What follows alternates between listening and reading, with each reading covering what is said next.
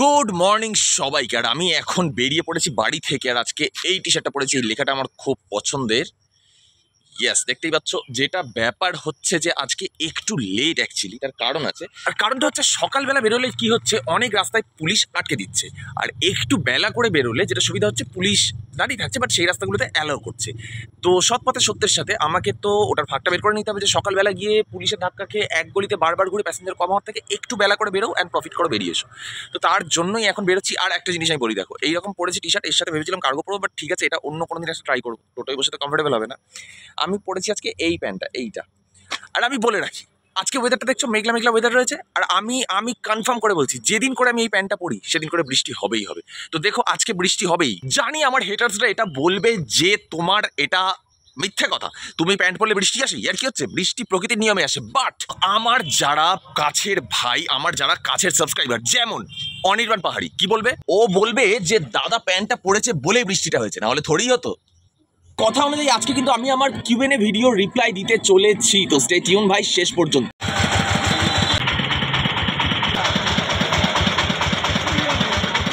বলেইছিলাম আমি সিরিজ বানাতে বানাতে সবে যাচ্ছিলাম ওই ডিহির ভিতরে, মানে পিসি সরকারের বাড়ি দেখিয়েছিলাম না ওইদিকে। তো যেটা বলছিলাম, যে বন্ধুটার কথা বলেছিলাম না, যে পিসি সরকারের বাড়ির উল্টো দিকেই যার বাড়ি, তো সেই বন্ধুটা আমাকে ফোন করলো যে ভাই একটা রিজার্ভেশন নিয়ে যেতে পারবি। বললাম কোথায়? বললো সোনারপুরে কেস করেছে, তুই যাবি নাকি সঙ্গে? বলছে যেতে পারি, আয়। ব্যাস, তো আমি মজা পেয়ে গেছি। এখন পয়সা কা পয়সা ভি হয়ে যায়গা আর দোস্তি কি দোস্তি, ভাইচারা অন টপ অ্যান্ড টোটো স্পিড অন টপ। পাকা পেঁপে রঙের বাড়ি, আহা দেখেই মনে হচ্ছে না এক কামড় খেয়ে নি। দেখো বাড়িটা, আহা। এই যে এখন আমি আমার ল্যাম্বরগিনি SVJ 63 নিয়ে বেরিয়ে চলে এসেছি ঠিক পিসি সরকারের বাড়ির সামনে। এই হচ্ছে ইন্দ্রজাল, মানে ইন্দ্রলোক, আর এই হচ্ছে কৃষ্ণেন্দুদের বাড়ি। এইখানে রাখবো না, এইখানটায় রাখবো। এইটা এদের বাড়ির একদম ফ্রন্ট এরিয়া। প্রচুর মজা করেছি আমরা এখানে একসময়। তো টোটো রেখে দিয়ে এখন একটু দোকানের দিকে গিয়েছিলাম, কারণ পুরনো বন্ধু, অনেকদিন পরে দেখা হয়েছে, তো একটু ললিপপ খাওয়াতে বানতে হয়। আর আমার কাছে ললিপপ শেষ হয়ে গেছিলো, তাই দোকানে গেলাম, ললিপপ কিনলাম আর 1 টাকার একটা দেশলাই কিনলাম। ললিপপ খেতে খেতে গল্প করবো। অ্যান্ড আই থিঙ্ক তোমরা বুঝেই গেছো ললিপপ মানে কি।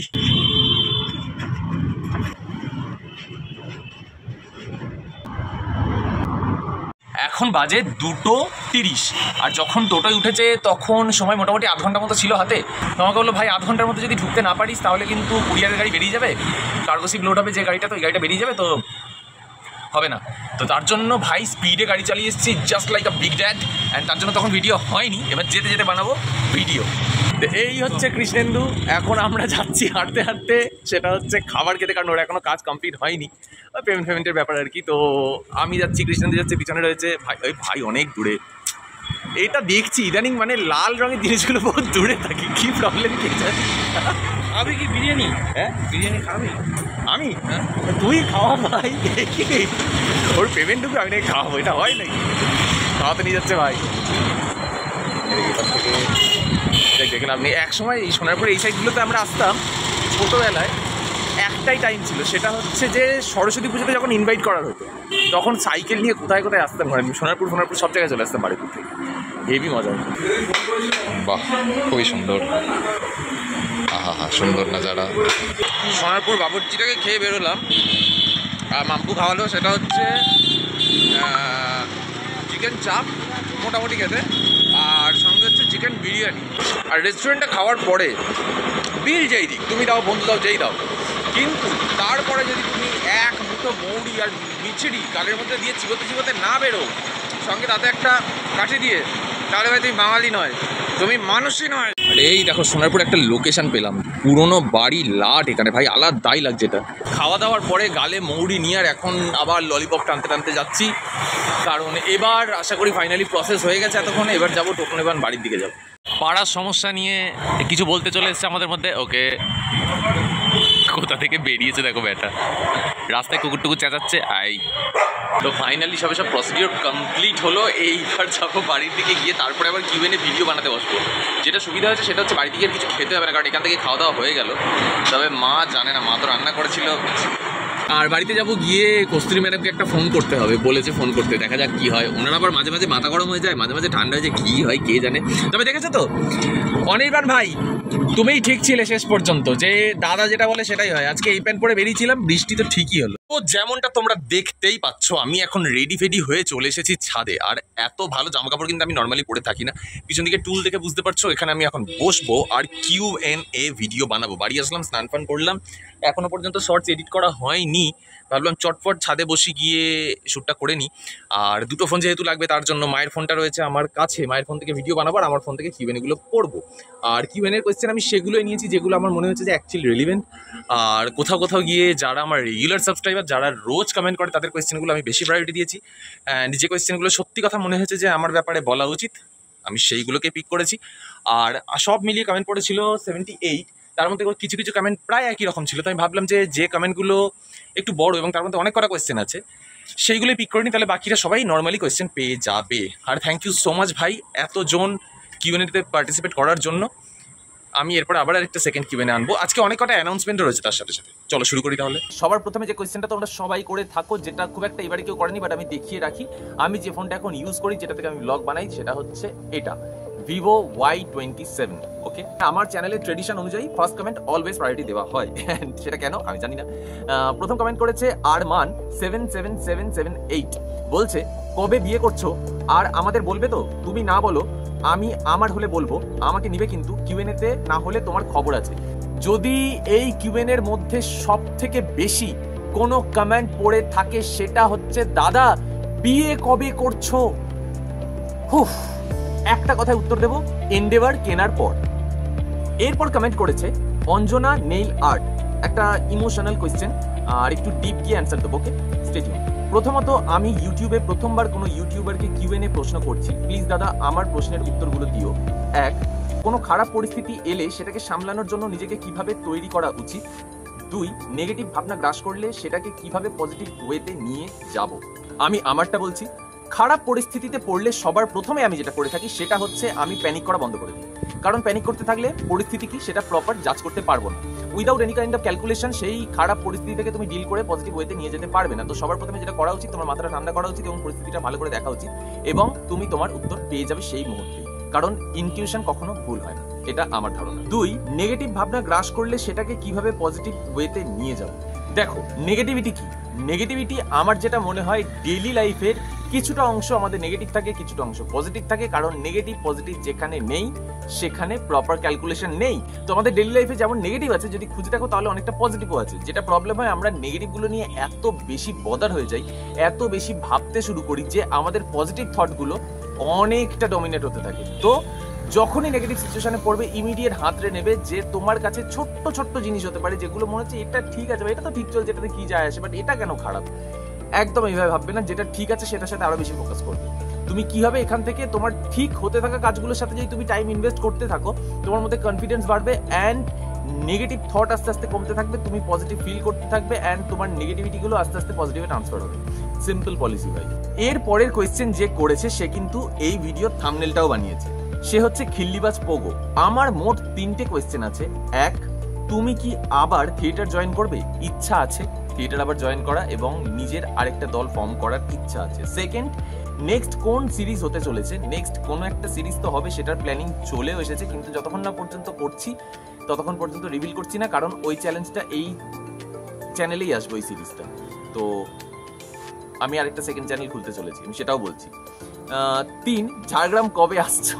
দেখি কবে যাই, শুটিং ফুটিং এর জন্য যদি যাওয়া হয় তাহলে তো ডেফিনেটলি যাবে, নাহলে তোমার সাথে একদিন আড্ডা দিতে চলে যাবো যে কোনো দিন। এর পরের কোয়েশ্চেন রয়েছে I am Raja. Hello brother, big fan, thank you so much, love from Bolpur Santiniketan. Wow. আমার ফার্স্ট কোয়েশ্চেন হলো, আপনি ইউটিউবের আগে কি করতেন? আমি এখনো এবং আগেও একজন প্রফেশনাল রাইটার ছিলাম, পেশাদার লেখক, লিখে যার পেটের ভাত চলে। তো এর আগে আমি সিরিয়াল লিখতাম, স্টারে লিখেছি, স্টার জলসায় কিছু সিরিয়াল লিখেছি এবং সান বাংলায় সিরিয়াল লিখেছিলাম। সেকেন্ড কোয়েশ্চেন করছে, অ্যান্ড টোটো চালানো শুধু চ্যালেঞ্জ পূরণের জন্য নাকি ফুল টাইম? চ্যালেঞ্জ পূরণের জন্য। অ্যান্ড চ্যালেঞ্জ পূরণের পরও কি তোমার এপিসোডে টোটো দেখতে পাবো? না। এরপরে একটা স্পেশাল কমেন্ট রয়েছে, যে হচ্ছে সোহম। সোহম হচ্ছে আমার বহু পুরনো সাবস্ক্রাইবার বলতে পারো, এখন ভাই হয়ে গেছে, খুব ভালো কানেকশন, যার সাথে আমার রোজ কথা হতে থাকে। লিখছে, আমি আর কি কোয়েশ্চেন করব, তবে এটা বলো তুমি কি ওয়াইটি থেকেই কেরিয়ার বানাবে ভেবে নিয়েছো নাকি অন্য কিছুও করবে? ওয়াইটির পাশে, মানে বুঝতেই পারছো আই গেস আমি কি বলতে চাইলাম। যাই হোক, পাশে ছিলাম, আছি এবং থ্যাংক ইউ সো মাচ। দেখো, প্রথমত আমি বলে রাখি যে কেরিয়ার নিয়ে আমি এত বেশি ভাবি না। আমাকে যদি এক কথায় কেউ ডেসক্রাইব করতে বলে আমি বলবো যে আমি এক্সপ্লোরার।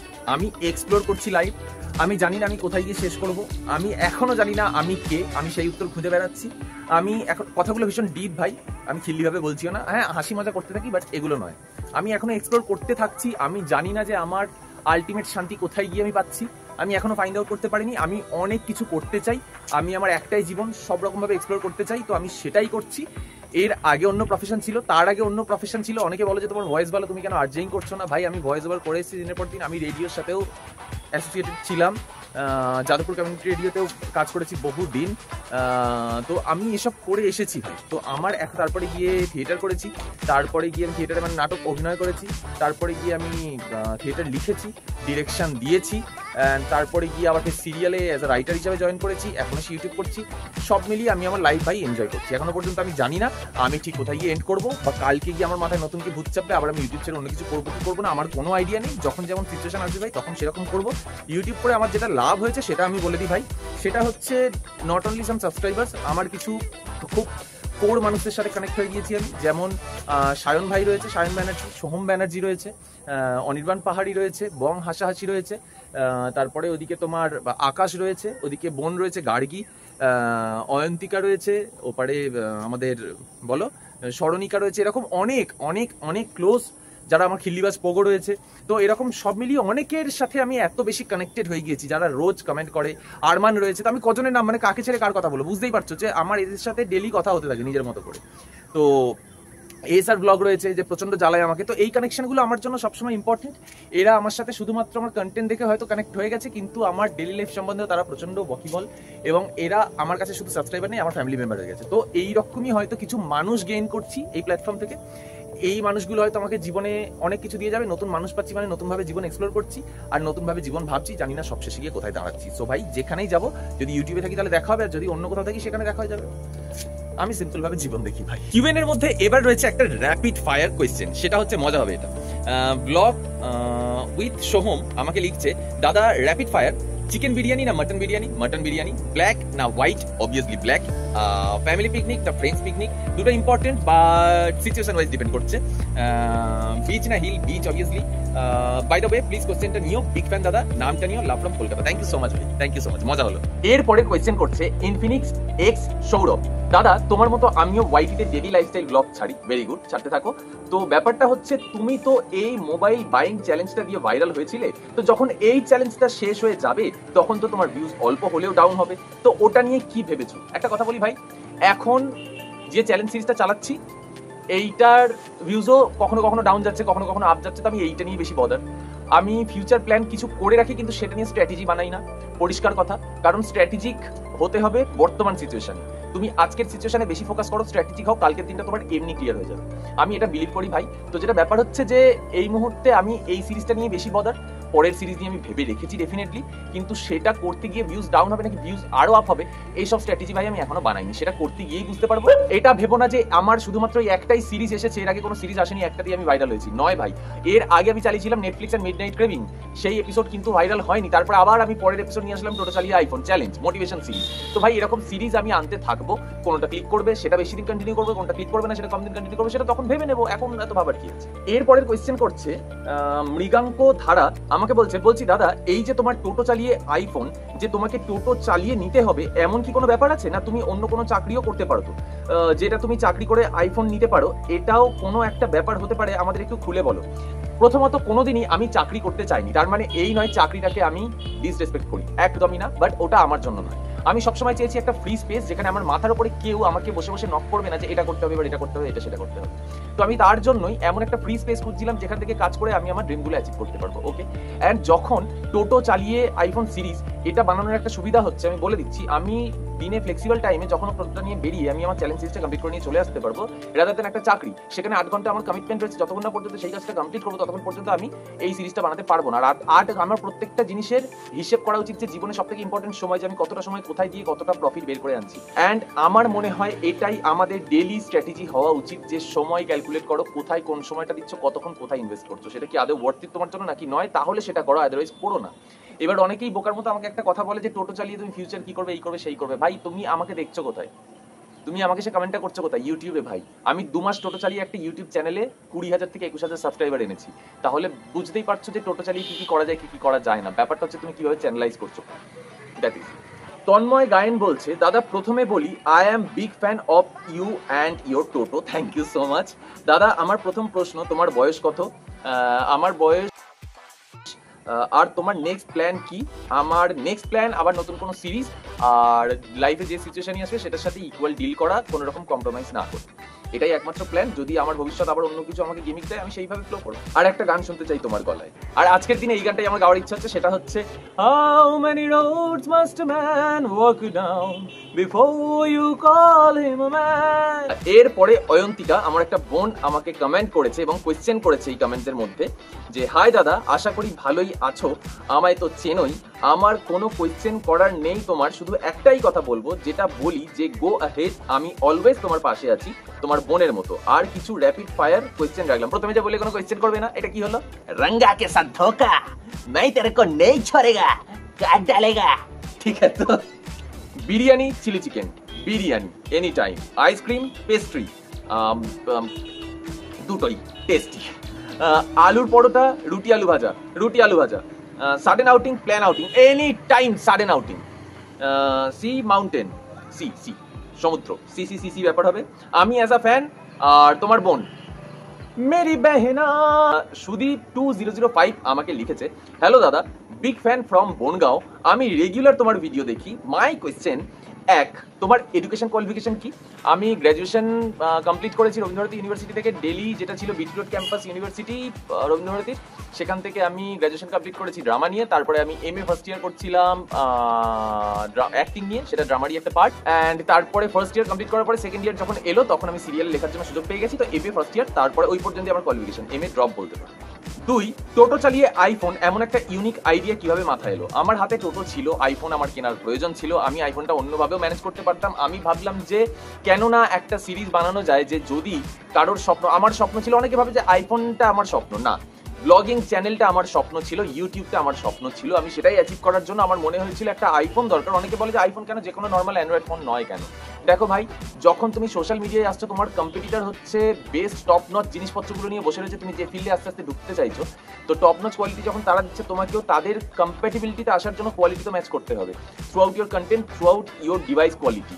তো আমার সেখানে কি ডিভাইস কোয়ালিটি ইনক্রিজ করার দরকার ছিল, আমি যে ধরনের কন্টেন্ট ডিজাইন করি, কারণ আমি ডেলি ব্লগিংয়ের মধ্যে থেমে থাকবো না, সেটা আজকে ভিডিওর শেষে বলছিও।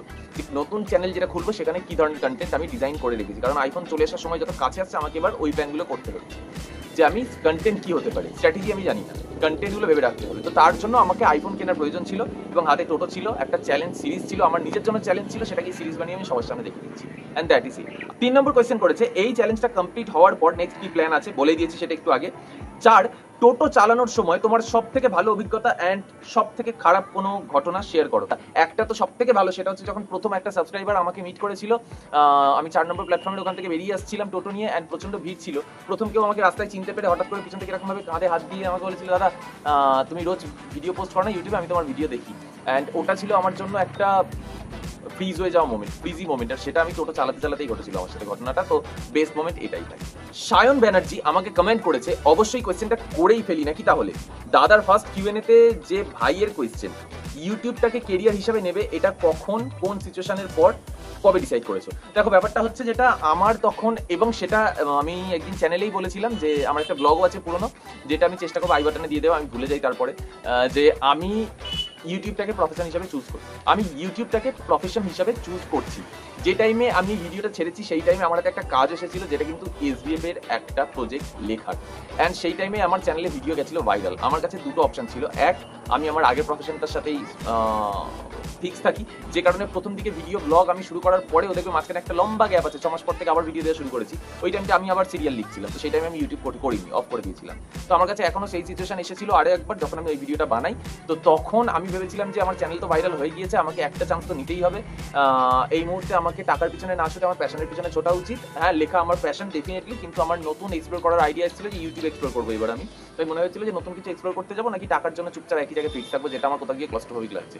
সো এই পয়েন্টে এসে আমি ঠিক করি যে আমি ইউটিউব নিয়ে সুইচ করবো। এখন যে ইউটিউব করে আমি বিরাট পয়সা ইনকাম করছি তার কিন্তু কোনো ভাবার জায়গায় নেই, কোনো অবকাশ নেই। বাট আমি এন্ড অফ দ্য ডে যেটা করছি সেটা আমার ভালো লাগছে, কারণ মাথার উপরে কেউ টিক করার নেই।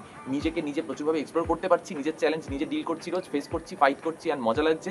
সিরিয়াসলি তোমাদের সবার ভালোবাসা পাচ্ছি, যেটা হয়তো সিরিয়াল লেখার সময় পাচ্ছিলাম না, যেটা আমি ক্রেভ করছিলাম। তো এখন এসে সেই ভালোবাসাটা পাচ্ছি। এরকম নয় যে আমি হিট সিরিয়াল দিইনি, আমি টিআরপি তে সেকেন্ড থাকা সিরিয়ালও লিখে এসেছি ভাই, নাম করতে চাই না। যারা জানে তারা জানে, অনেক সাবস্ক্রাইবার আছে তারা জানে। তো আমি এই মুহূর্তে সেই নামগুলো করতে চাই না, কারণ কপিরাইটের ব্যাপার অনেক সময় থেকে থাকে ভাই। আমি এত বুঝি নাও ইউটিউবের ব্যাপারে, আমি শিখতে যা এগোচ্ছি সেগুলোই তোমাদের সাথে শেয়ার করছি। অ্যান্ড এইভাবেই জীবন চলছে ভাই। অ্যান্ড আজকের মতো কিউএনএ এতটুকুই ছিল। আশা করছি সবার মোটামুটি একটা কোয়েশ্চেন আমি অ্যান্সার দিতে পেরেছি, সবারটা মিলিয়ে। আর থ্যাংক ইউ যাদের এত সাপোর্ট, এত ভালোবাসা পেয়েছি ভাই। আর যাদের কোয়েশ্চেনের উত্তর দিতে পারলাম না, আমি হাত জোর করে রিকোয়েস্ট করছি যে প্লিজ কিছু মনে করো না। আমি র্যান্ডাম পিক করেছি, 78টা কোয়েশ্চেন ছিল সব মিলিয়ে। যদি সবার উত্তর দিতে থাকতাম আমার ভিডিও লেন্থ না হলো 78 মিনিট হতো।